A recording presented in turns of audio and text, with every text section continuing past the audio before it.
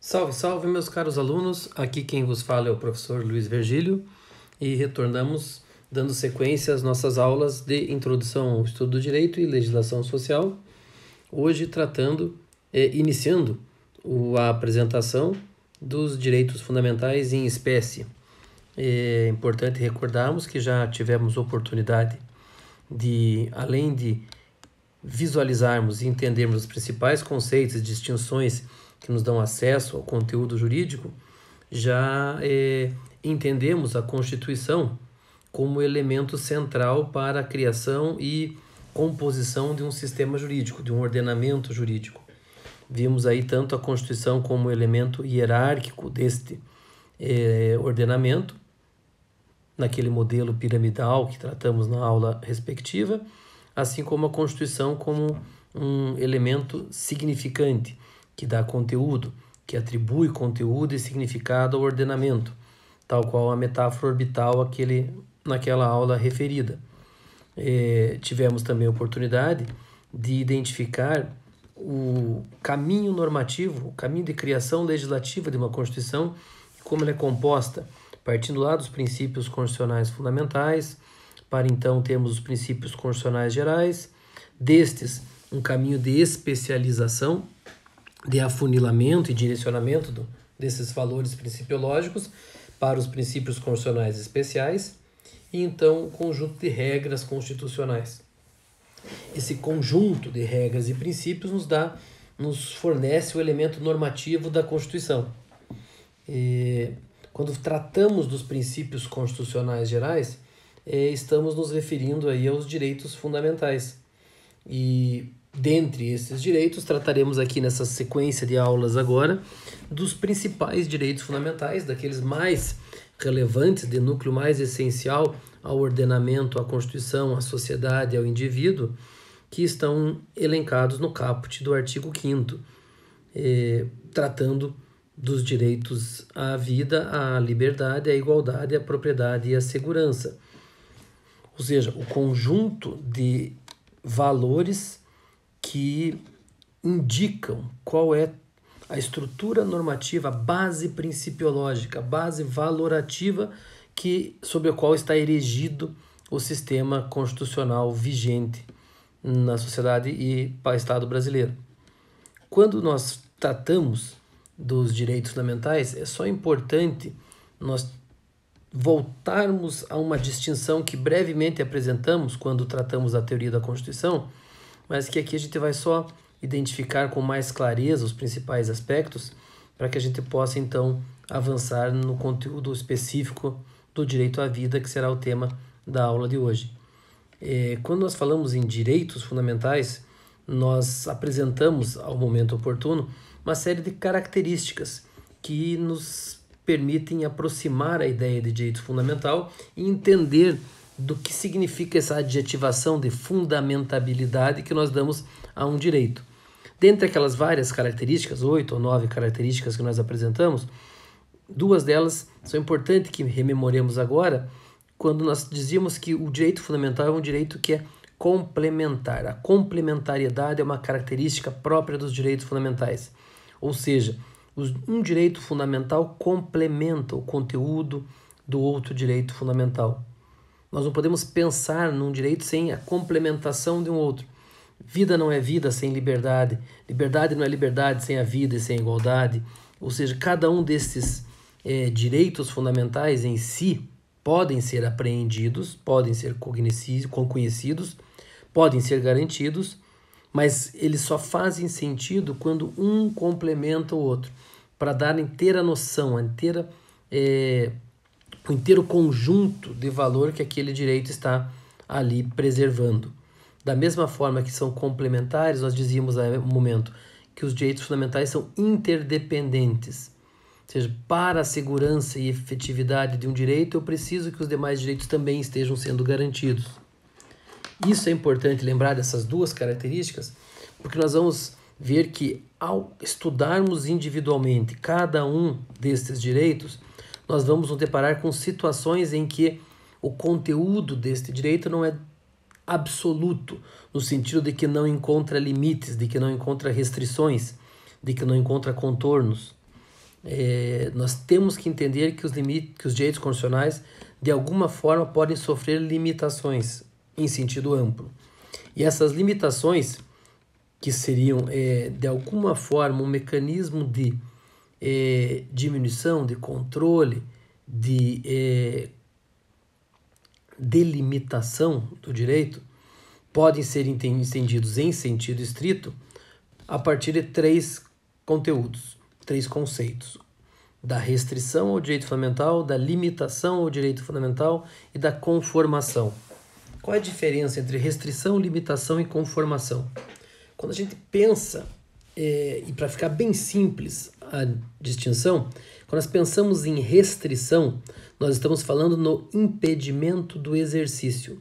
Restringir é impedir que alguém exerça um direito. Então, o direito fundamental está sendo restrito ou restringido quando o titular deste direito não pode exercê-lo. Um exemplo claro é quando nós aplicamos uma pena de prisão a um indivíduo e, neste momento, estamos restringindo a liberdade de ir e vir deste indivíduo. Ele não pode exercer esse direito fundamental. Esse direito fundamental foi restrito, foi restringido àquele indivíduo por conta de uma aplicação de pena judicial. Vejo que isso é exatamente a divisão de uma restrição, que no caso é uma restrição punitiva, quando o sujeito, ao cometer um crime, abriu mão do exercício integral de seus direitos fundamentais. Não tem nenhum problema. Então, a aplicação desta punição. Mas a ideia aqui é entender o que significa restrição. Restrição é impedir o exercício. Limitação não é impedimento de exercício. O titular do direito pode exercê-lo, mas para exercê-lo deve respeitar alguns critérios, algumas características, algumas exigências que a legislação venha a prever. Veja que não há impedimento ao exercício, não se está restringindo, apenas se está criando algumas condições para aquele exercício. Limitar, portanto, não é impedir, é apenas criar condições para o exercício. E aqui a principal diferença, a distinção básica entre restrição e limitação. Restrição é muito mais grave, é muito mais profunda, porque ela chega no elemento central do direito e impede o seu exercício. A limitação é um pouco mais suave, mais branda, apenas cria condições para que aquele direito seja exercido de forma adequada, conveniente, respeitando aquelas características de complementariedade, de interdependência, que vão dar a exata extensão do objeto de cada direito. Por outro lado, conformação de direitos fundamentais é a adequação interpretativa, e já não mais em texto legal, mas é a conformação do conteúdo de um direito no conjunto dos direitos fundamentais, no sistema dos direitos fundamentais, na extensão total da complementariedade e interdependência destes direitos. Ou seja, eu vou entender um conteúdo de um direito a partir da leitura conjunta de todos os direitos fundamentais. Não há hierarquia entre um direito fundamental e outro. Todos eles têm o mesmo peso, o mesmo valor normativo. Portanto, eu preciso conformá-los. E essa atividade é uma atividade de interpretação, de aplicação do direito. Para ficar mais fácil essa compreensão, eu trago ali alguns exemplos de limites que nós encontramos. Ou seja, se nós vamos falar em limites, nós estamos falando em algo que não vai impedir o exercício, que, portanto, não é tão grave. Em não sendo tão grave, ele pode estar previsto, ele deve obrigatoriamente estar previsto em lei. A Constituição deve estabelecer a possibilidade de se limitar um direito. Se a Constituição não permite essa limitação, não há que se falar em limitação de direito fundamental. Mas a Constituição pode fazer de duas formas. Pode fazer esse limite expressando no próprio texto constitucional, e aí nós vamos chamar de limites internos aos direitos fundamentais, internos porque presentes na própria Constituição, ou a Constituição pode transferir ao legislador ordinário para que ele estabeleça esses limites. Um exemplo ali é no artigo 5º, no inciso 16, em que vai lá estar previsto o direito de reunião, uma das manifestações da liberdade. Todos podem reunir-se. Esse é um direito fundamental. Mas veja que o legislador constituinte vai criar algumas limitações para que esse direito de reunião possa ser exercido. Para se reunir, deve-se, primeiro, que essa reunião seja pacífica. É um limite, já é um critério. O direito de reunião está garantido, desde que essa reunião seja para fins pacíficos, sem armas. Veja aqui um segundo elemento, sem a utilização de armas. E aqui nós já vemos que em algumas manifestações públicas que nós percebemos ocorrendo nesse mesmo momento em que vivemos o isolamento social, essas reuniões nem sempre são pacíficas e quase na sua totalidade não são sem armas. Já é aí um exercício de direito fundamental que viola a previsão constitucional, portanto, ilegal. Deve se reunir pacificamente, sem armas, em locais abertos ao público, independente de autorização, desde que não frustre outra reunião. Veja que aqui são só limites que o Constituinte põe ao cidadão, à sociedade, para o exercício deste direito fundamental. Não há restrição, não se está impedindo o exercício desse direito, apenas se está limitando. Por outros momentos, o Constituinte vai dizer, olha, esses limites serão fixados pelo legislador ordinário e não pelo próprio Constituinte, não na própria Constituição, como o exemplo do inciso 13 do mesmo artigo 5º, em que trata da liberdade de ofício. É livre o exercício de qualquer trabalho, ofício ou profissão. Ou seja, qualquer um pode escolher aquilo que venha a trabalhar, desde que sejam atendidas as qualificações que a lei estabelecer. Ele transfere ao legislador ordinário a possibilidade de limitar a profissão no ponto em que qualificações profissionais possam ser exigidas. Um exemplo aqui é o exemplo do exercício da profissão de contador. O contador só pode exercer se estiver devidamente registrado no seu conselho de classe, para o qual deve ser aprovado num exame nacional que ateste a sua capacidade. Ainda mais deverá manter regular esta inscrição enquanto exerce a profissão. Veja que são limites estabelecidos pela legislação, pelo legislador ordinário, mas que o Constituinte assim autorizou. Toda vez que a gente colocar lá, quando a lei estabelecer, nos termos da lei, segundo contorno legal, nós temos um limite ao direito fundamental, que é externo à Constituição, mas que está previsto pelo Constituinte. Todo direito fundamental poderá ter, desde que previstos na Constituição, limites internos, no próprio texto constitucional, externos, quando a Constituição autoriza o legislador ordinário assim o fazer. Diferente é quando tratamos de restrições. Restrições, voltando a enfatizar, é impedir o exercício. Uma restrição a direito fundamental só é aceita sobre um critério de excepcionalidade. Em situações normais, não há que se falar, em hipótese alguma, em restrição a direito fundamental, em impedir o exercício. O primeiro critério para que exista a possibilidade de uma restrição é de que ela seja feita em situações de excepcionalidade. Que situações de excepcionalidade são essas e quais são essas restrições? E aqui vem o segundo critério para uma restrição ser válida. Ela deve ser explícita de forma originária. O que quer dizer isso? Ela deve estar expressa no texto constitucional e isso deve ser feito pelo legislador constituinte originário, pelo legislador que fez a Constituição. Não pode ser feito pelo legislador secundário, derivado, por emenda à Constituição. Quer dizer, uma emenda à Constituição não pode vir a restringir um direito fundamental. Todas as restrições possíveis aos direitos fundamentais foram previstas pelo Constituinte quando fez a Constituição em situações de excepcionalidade. Um exemplo que deixa isso claro são as disposições do artigo 136 até 141 da Constituição, que trata dos estados de defesa do Estado e das instituições democráticas.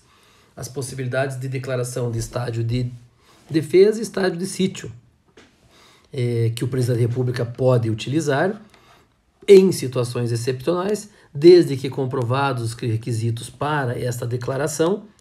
Uma vez estabelecido esse estado de sítio ou de defesa, alguns, não todos, alguns direitos poderão sofrer restrição. Restrição que está expressa no texto constitucional. Por exemplo, pode ser restringido o direito de reunião.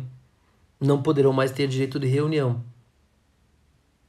Nesse caso, há uma explicitação expressa no texto constitucional para uma situação de excepcionalidade. Não se viola o direito fundamental, se está restringindo de forma constitucionalmente válida. Toque de recolher, por exemplo, pode ter no estado de sítio um toque de recolher. O estado de sítio pode ser declarado em caso de guerra, por exemplo, um ataque estrangeiro. Pode ter essa restrição desde que expressa na Constituição de forma explícita e adotando o critério da excepcionalidade que o legislador constituinte estabeleceu. Não há que se falar nesses abusos absolutamente indevidos de membros do Poder Executivo municipal ou estadual que estabelecem medidas restritivas de direito fundamental sem nenhum respaldo constitucional. Elas são absolutamente inconstitucionais. Então, para nós entendermos o direito fundamental, nós temos que o direito pode eventualmente ser limitado. Quando? Quando a Constituição assim o prevê. E essa limitação poderá ser feita pelo próprio texto da Constituição ou pelo legislador ordinário, desde que a Constituição assim transfira competência ao legislador ordinário. Restrição só pode ter na própria Constituição, de forma excepcional, explicitamente prevista no texto. Sabendo disso, nós vamos guardar esses conceitos para estudarmos agora e nas próximas aulas os direitos fundamentais em si. Hoje daremos atenção ao direito à vida. E quando falamos direito à vida, o que nós queremos dizer aqui? Aproveitamos as primeiras aulas deste ano para lembrar que só existe direito se eu conseguir encontrar o dever jurídico correspondente. Direito e dever estão para si numa relação de bilateralidade. Ou seja, não há titular de dever sem titular de direito correspondente, como não há direito a algo sem o correspondente dever jurídico de respeito. Então, sempre que eu falo em direito, eu estou falando ao mesmo tempo na atribuição de um dever. E quando falamos em vida, o direito à vida pensado integralmente não é um direito. Ninguém pode conceder vida a outro. Vida é um fenômeno natural. Vida, neste sentido pleno, é um requisito, é um atributo necessário para que a pessoa possa ter direitos. Só tem direitos quem tem vida. Então, vida seria um pressuposto, é um pressuposto para exercício dos direitos. A pessoa que não é dotada de vida, que está morta, não tem mais direitos. Então, para ter direitos, eu preciso ter vida. No sentido amplo, integral daquilo que conhecemos por vida, não é direito, é sim um pressuposto. É claro que, como nós sabemos isso, o legislador também sabia. E quando ele fala que nós vamos, no artigo 5º, que todos têm direito à vida, ele está falando do ponto de vista jurídico. Há um conteúdo jurídico para este direito à vida que a Constituição prevê, garante e dá segurança. E aí nós perguntamos, e nós perguntaremos em cada um dos direitos fundamentais, qual é o objeto do direito? Qual é o bem jurídico que está tutelado, que está protegido? Qual é o contorno? Qual é o conteúdo de vida quando nós falamos que há um direito fundamental à vida? E aí, quando nós exprimimos bem esse conteúdo e vamos buscar o texto e entender o que é direito à vida, nós percebemos que direito à vida, do ponto de vista jurídico, ele pode ser entendido sobre 3 aspectos. São 3 aspectos protetivos que fazem parte do conteúdo jurídico de vida. Vida, antes de tudo, é aquela prevista no caput, que é o direito à existência. O que está ali falando quando nós falamos todos têm direito à vida? Todos têm direito a ter a existência. Veja que o direito não se preocupa com a definição filosófica, psicológica, biológica, química, física, embriológica, genética do que vem a ser vida. São todos conteúdos e definições que estão fora do ambiente jurídico. Do ponto de vista jurídico, quando nós falamos em vida, nós falamos assim, todos têm direito à existência. E existência é um conteúdo, um conceito bastante delimitado e que nós sabemos o que é. E aí sabemos como proteger, como dar segurança. O direito da segurança é isso, dando segurança à existência, inclusive desde a concepção. Quer dizer, o direito do nascituro já está preservado desde a sua concepção, porque aí está garantido o direito à existência. Este é o principal elemento componente do direito à vida. O direito à vida para o direito é sempre existência, a manutenção física do indivíduo. Mas, mais do que existência, essa existência é dotada de alguns atributos. E esses atributos nós referimos no direito como atributos físicos e atributos psicológicos, ou seja, atributos materiais e imateriais. E isso vai desenvolver-se no conteúdo do direito à vida como um direito à integridade física e um direito à integridade psicológica. Quer dizer, vida não é apenas garantir a existência de um indivíduo. Todos não têm direito apenas à existência, mas têm direito à existência, e essa existência deve ser preservada na sua totalidade, ou seja, na sua integridade física e na sua integridade psicológica. E aí nós estamos dando conteúdo não apenas à vida, mas satisfazendo aquele princípio fundamental da dignidade humana. A dignidade é exatamente isso. Dignidade é garantir a existência, mas uma existência que é dotada de integralidade física e psicológica. E a Constituição vai fazer isso de forma expressa. No caput do artigo 5º, todos têm direito à vida. E ainda expressa mais algumas vezes, no inciso 3 do artigo 5º, ninguém será submetido a tortura nem a tratamento desumano ou degradante. O que significa dizer aqui? Estamos preservando a integridade física, um dos aspectos jurídicos de vida. Não apenas a existência, mas também a integridade física não pode ser violada. Veja que ali, mais à frente, no inciso 49, é assegurado aos presos o respeito à integridade física e moral. A integridade física é preservada.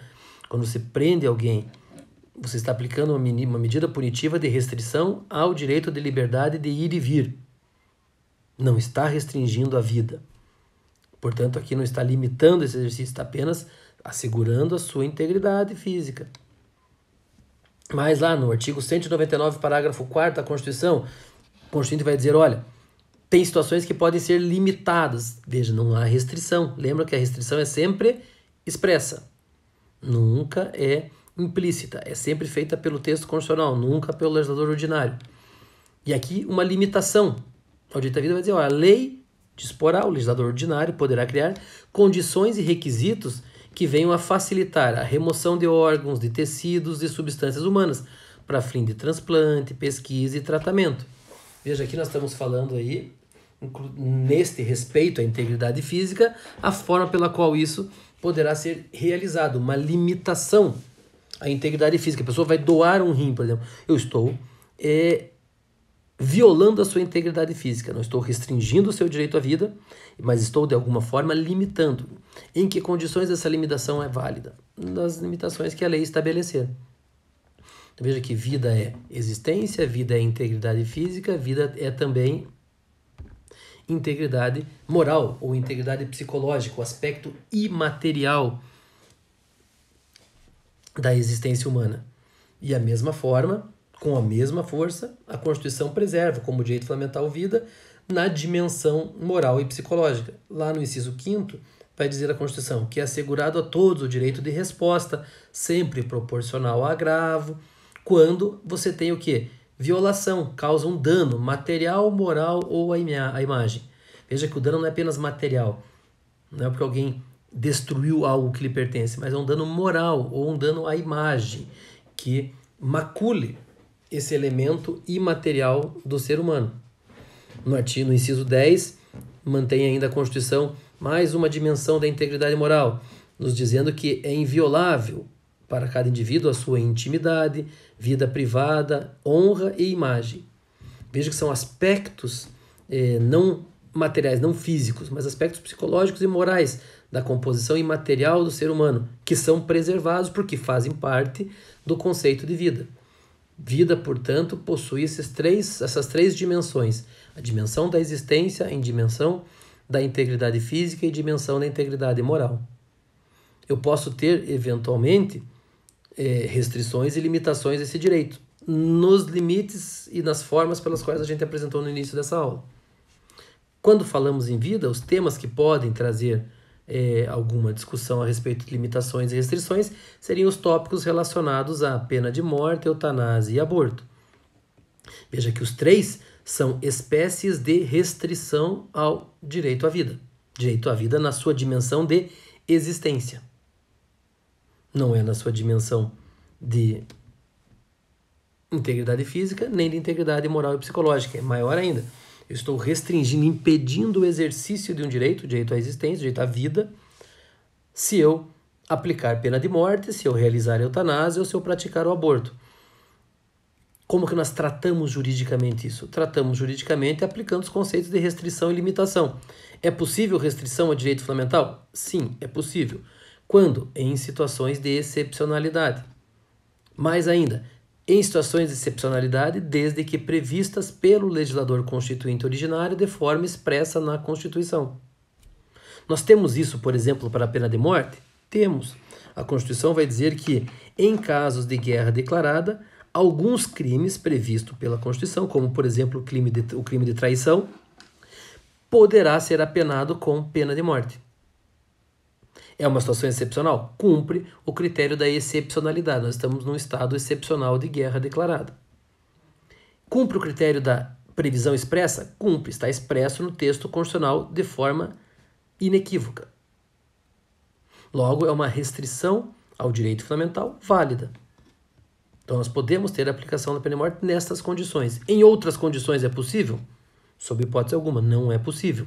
Poderia uma emenda à Constituição vir a alterar a Constituição prevendo pena de morte em outros crimes?